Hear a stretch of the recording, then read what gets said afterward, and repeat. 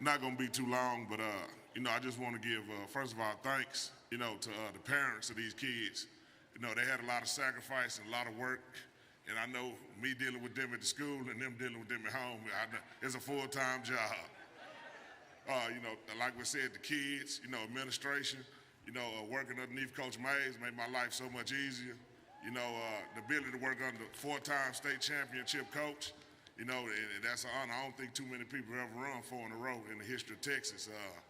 Going back with Dr. Johnson 17 years ago, we almost got this moment then, but we came up short. And he was assistant coach. He was assistant principal.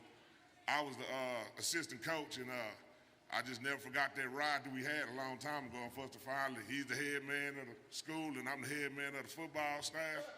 It's so fitting that.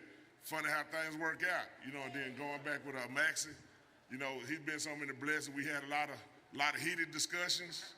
He agreed on something, I feel another way, but at the end of the day, we always kept our head down and worked for the kids at the end of the day. And there's a lot of other people that supported us, and I don't want to try to get in the name of everybody, but I'm always named Mr. Bradshaw. And he would always call me, and me and him would always have conversations and stuff like that. Off the record, just between me and him, and it stayed that way. But he was always the first one at the game, dapping me up or saying congratulations or hit me on my text with a question. But we were locked in. And I'm so happy he got to receive this honor, as far as being a state championship also, because there's been a lot blood, sweat, and tears that come through South Oak Cliff through the decades. But I just wanted to finish it off. I just kind of want to let y'all know, you got to know your history. And that's a lot of things that I think these kids and a lot of stuff just got lost through time. And we got to invest and make sure these kids understand where they come from so they can understand that they're not doing something new. It's already in them. It's in their DNA. And, I go back to growing up, I was a little kid like my son is now. I'd be going through all my granddaddy yearbooks, just looking at it, just looking at the pictures. And, one team that always stood out to me was 1977. That was the year, the first time I think boys and girls won state in basketball in the state of Texas, in the highest classification too. And I heard David Burns, I believe, Bobby McCoy Brown. I remember these names. But I'm gonna tell you how coaching is more than just coaching, and it also impacts and changes lives. For me, researching that team, I learned the story back in 1970. A young lady had a child.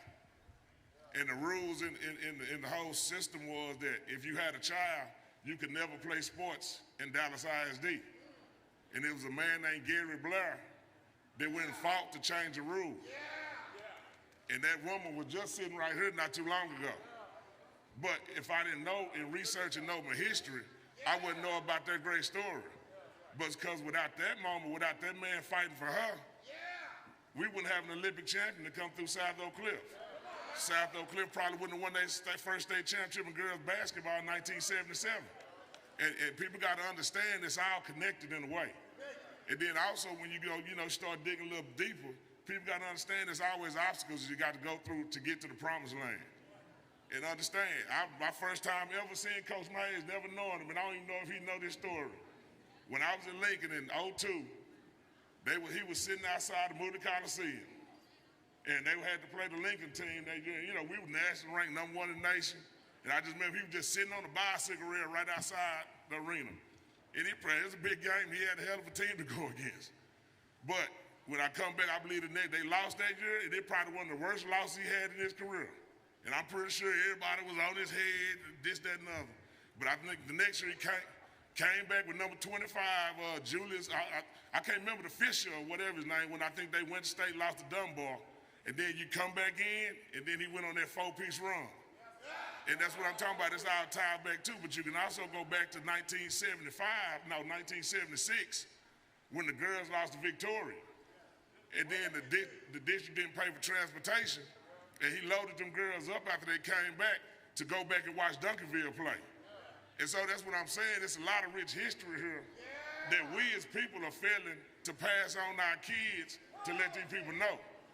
So, while we here, politicking, we do all this other stuff, let's make sure these kids understand, get their history books out, put that stuff on these walls and let these kids see where they come from. Like, and that's what I'm about. So at South Oak Cliff, in my high school, Lincoln, you know, let's get this stuff on these walls. Like, these kids don't know who Gene Pounce is or Joe Pounce. You know, like, they don't know who Rufus Shaw is. These kids don't know a lot of this stuff. So we got to go back and start reaching. These kids don't know about us. Probably don't even know Darrell Arthur anymore. You know, and that's sad.